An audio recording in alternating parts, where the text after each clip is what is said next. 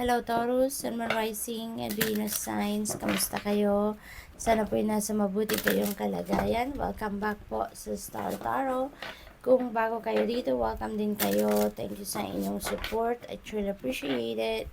God bless you all. Taurus, pauna mensahe ninyo. Trust the guidance you're receiving. Archangel Uriel has blessed you with a brilliant epiphany. I am also present to clear away your worries so you can trust your divine guidance. Ayan, so Archangel Uriel and Archangel Michael are going to work hand in hand dito, no? Para maklear kung ano man yung mga pagdududa ninyo or takot ninyo, inhibitions ninyo, dito sa divine guidance na binibigay sa inyo ng universe, okay? Kaya magtiwala lang kayo kung ano yung naririnig ninyo sa inyong intuition, no? Pakinggan ninyo at sundin ninyo because that is divine guidance, okay? Huwag ninyong pagdudahan or huwag ninyong katakutan. Archangel Michael is with you now, even though you can't see it. I am actively working on this situation. I am here in helping you. Yan ang promise sa iyo ni Archangel Michael. Okay? Nandiyan siya. Tinutulungan kang maging maayos ang inyong sitwasyon. Protektahan ka, gabayan ka, gwardiyahan ka. No? Regain your focus. Trivial life matters are distracting you from your goals. Archangel Metatron and I are here to help you stay grounded.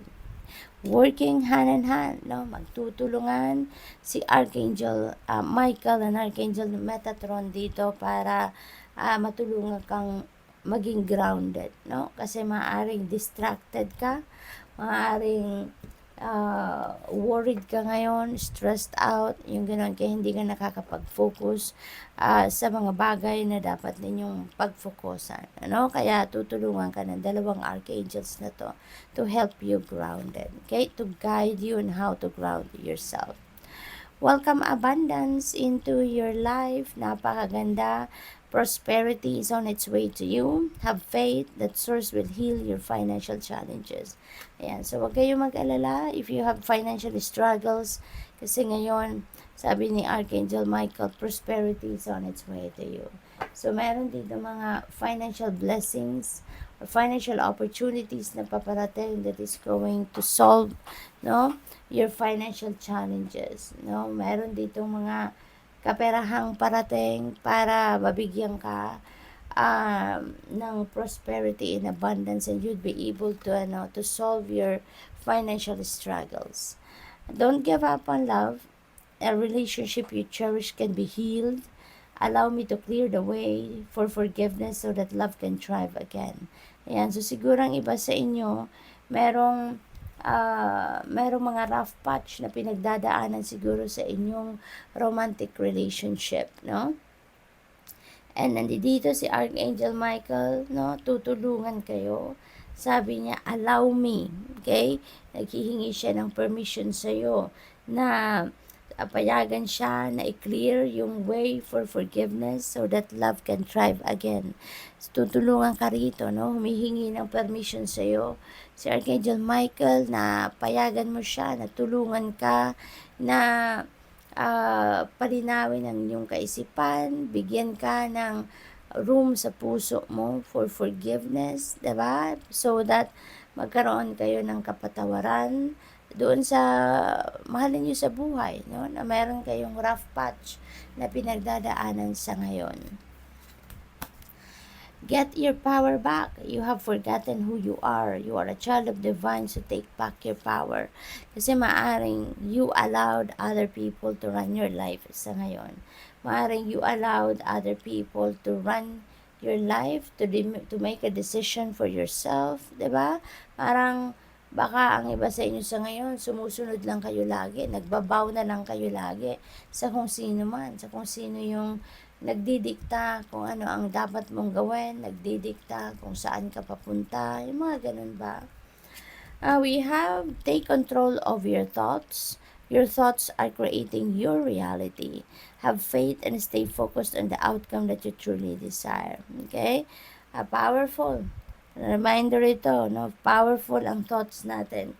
Kaya lagi lang tayo dapat aware, ano, and focus sa kung ano yung gusto nating makita sa ating 3D reality. Yun ang dapat nating ilagay sa isip natin. Dapat doon lang nakafocus tayo at wag nating payagan na ma-distract tayo, wag nating payagan na magkaroon tayo ng negative thoughts. Kasi kung negative ang maiisip natin, negative din ang mangyayari, 'di ba, sa 3D reality natin. Kaya dapat kung ano yung ini-envision natin for ourselves na gusto nating ma-experience sa 3D reality natin, make sure that yun ang isipin natin, no?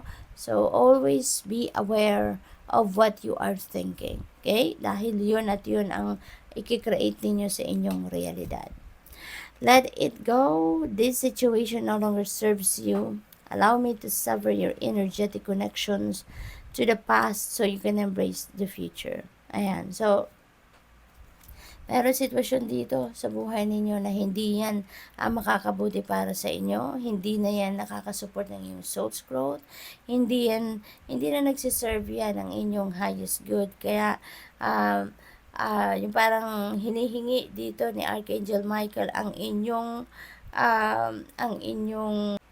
permission, no, para putulin na niya yung connection ninyo from the past. Kasi baka yun pa yung nag-aano sa inyo ngayon, yun pa rin yung kumbaga nag-iimpluwensya sa inyong mga desisyon, nag-iimpluwensya pa rin ng takbo ng buhay ninyo sa ngayon. So, good luck. Thank you for watching Love and Light. Namaste.